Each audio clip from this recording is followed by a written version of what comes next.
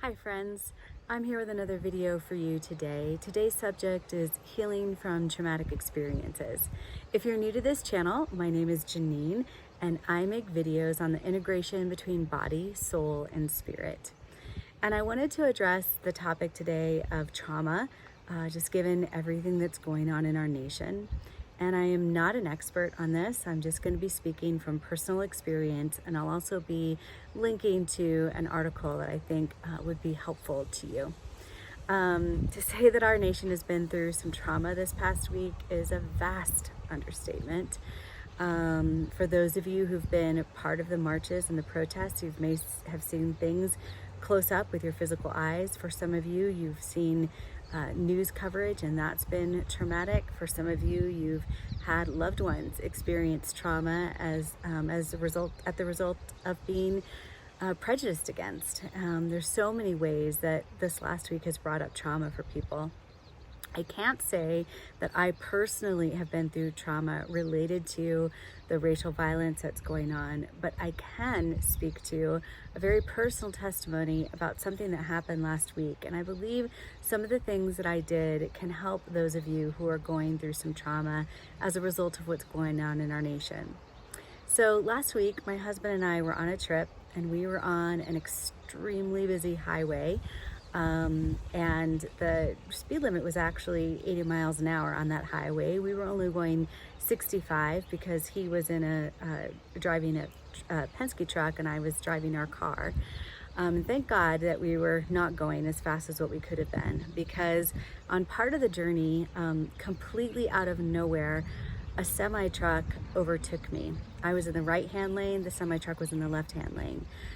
But obviously he didn't see me, because he literally ran me off of the highway.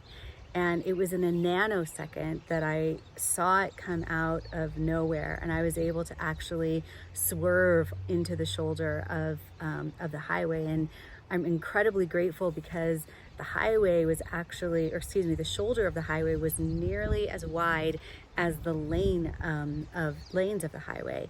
And because of that, it kept me from actually going completely off the road. And if I had done that, because there was a slant that went down, my car would have tumbled many times over. To say that I was in shock is an understatement. After it happened, the first thing that my husband said to me when we spoke after that was, "He nearly killed you." And I said, I know. I'm so thankful that I was able to swerve and get right back on, and then I'm safe. But when we got off the highway shortly after that to fuel up, all of a sudden I just started bawling, and I was shaking, and I was in shock over what had happened, and coming to grips with the fact that I could have died had that semi actually hit me. So I was shaken up. I was really shaken up. And maybe to you that doesn't sound like that big of a deal. It certainly is not that big of a deal in comparison to what's going on in our nation. But nonetheless, it was a traumatic experience for me, and I recognized it as such. And so there were a few things that I just intuitively knew that I needed to do in order to help my body and my soul recover from what happened. And I thought that I would share with you what I did, because it really helped me, and I'm hoping that it may help some of you if you've been experiencing trauma. The first thing is calming my nervous system. I've learned from my naturopath, Cheryl Townsley, some amazing techniques for that. And the first thing I knew to do was to breathe, because my breath was held immediately when I went off into the shoulder. It was very hard for me to come back to normal breathing. So I calmed my nervous system by focusing on my breathing. And I did that in two different ways. I breathed in for 4 counts through my nose. I held it for 2 counts, and I breathed out for 4 counts. 4, 2, 4. I breathed in for 4 counts, held it for 2, and breathed out for 2. And then I did another form of breathing, which I've also learned from my naturopath and her husband. It's called box breathing. And in this one, you inhale through your nose for 4, you hold it for 4, you exhale for 4, and you hold it for 4. And just by doing that, I was able to regulate my breathing and come back to a place of being a little bit more peaceful and a little bit more calm after that happened. The second thing that I did is I released my emotions. Not immediately, I was in shock, but 10 or 15 minutes later, when we got off the highway to fuel up, as I said, I just started shaking and I started crying uncontrollably. And I gave myself permission to do that. And, you know, part of me wishes that day was the only day that I needed to cry, because somehow in my brain it feels like I should have been stronger than what I was. But I'll be honest with you in sharing, I cried off and on the next day quite a bit. The following day I cried off and on a bit too. And actually every day since it happened, this was Wednesday last week, and today is Thursday, I've cried at least once over it. Haven't cried massively, haven't been uncontrollable, but I've just released some emotions and I've recognized that my body and my soul need to do that, and I've given myself permission to do so.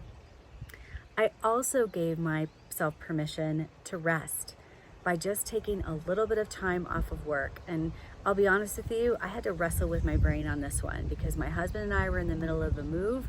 We're both self-employed. We had already taken off 4 days in order to deal with the move. And I couldn't see taking off another half a day, but I knew that I needed to do that. I knew I needed to rest. And so I gave myself permission to rest for half a day.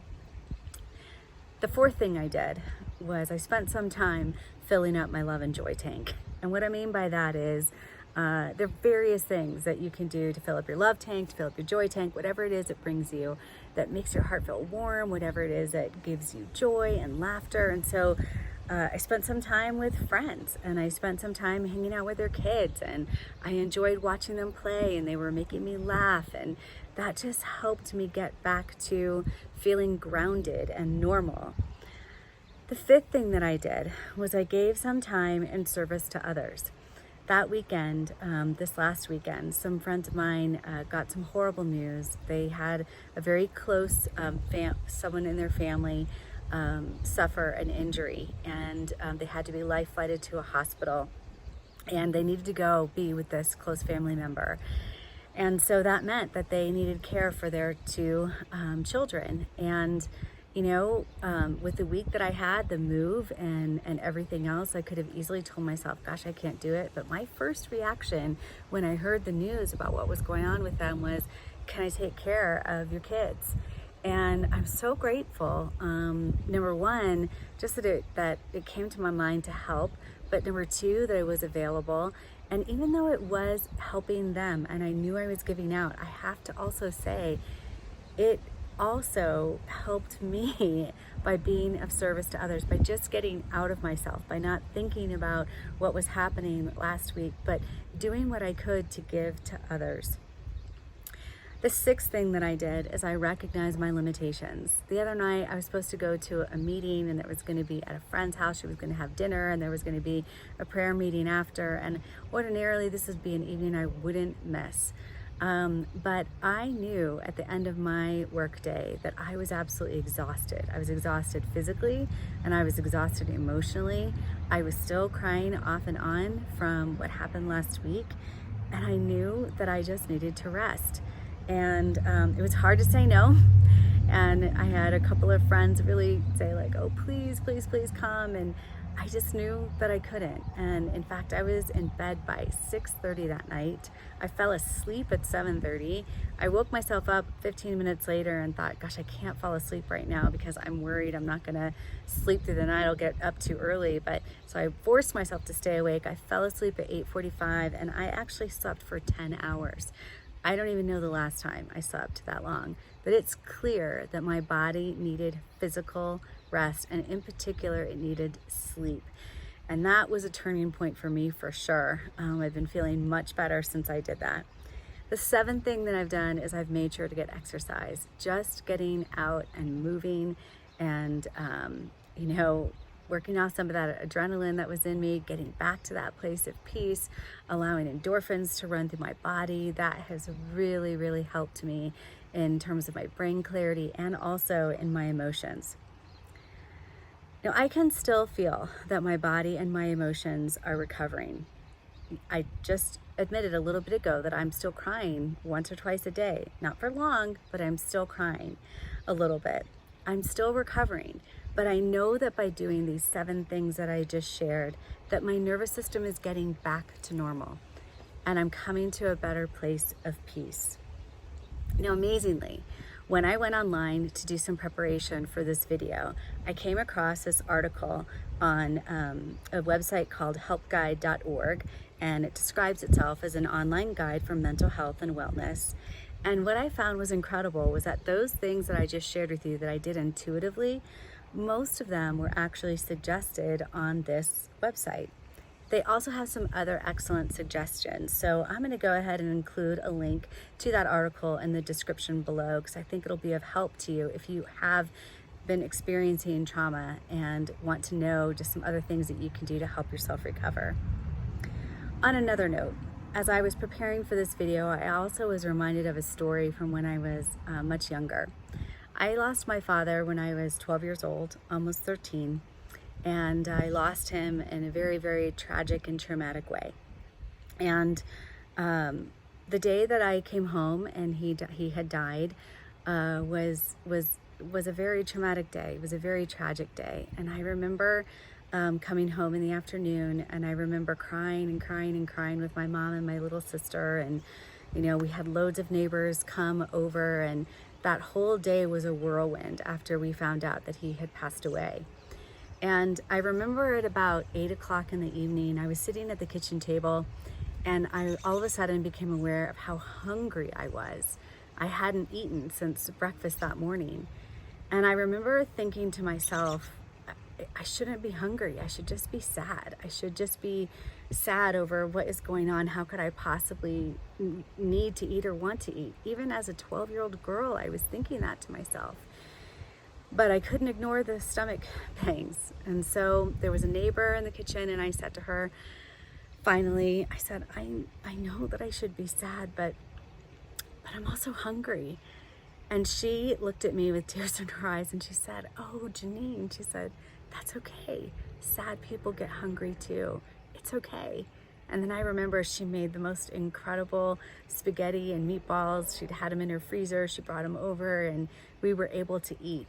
And I think that story came to mind because I feel like some of you need to just hear, to give yourself permission to do normal things. Even though you're experiencing trauma, and even though what was happening in this world is very weighty and difficult to handle, difficult to think about, it's okay to do normal human things. It's okay to eat. It's okay to exercise. It's okay to have fun with your friends.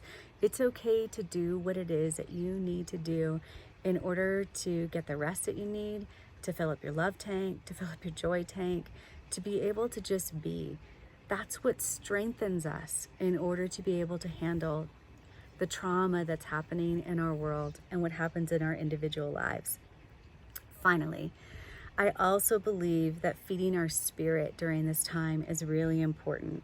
And for me, that means receiving truth and love from God that can help our bodies and help our souls to heal. And one way that I love to do that is just by listening to music and soaking it into my being. And as I was preparing for this video, there were 3 songs that came to my heart to encourage you to listen to. And I will post a link in the cards and also below for you. So the first one is a beautiful song called Psalm 91, and it was written by Susie Uriah, and it's a gorgeous meditative song that's based on Psalm 91. The second is a song called Voice That Stills the Raging Sea, and it's by one of my favorite bands called Rivers and Robots. And that's another really beautiful song just to soak in. And the third one is called Dancing on the Waves from an album called Peace. And it's sung from the perspective of God's voice singing over you. So again, I will post links for you, and I hope that those can bring some peace to you and some calm and some healing. On this channel as well, over the whole coronavirus season, I've been recording some a cappella songs as well. I have a playlist already for that, so you might want to check that out as well if you want to spend some more time just soaking in some other music that is in particular I sang, just to hopefully bring some peace to people. So I bless you to heal in whatever way you need to heal from trauma, and for you to find peace. And again, if you feel connected to what I'm doing here on this channel, would really love to have you like and subscribe and follow along, and I'll be here every week with more videos. God bless.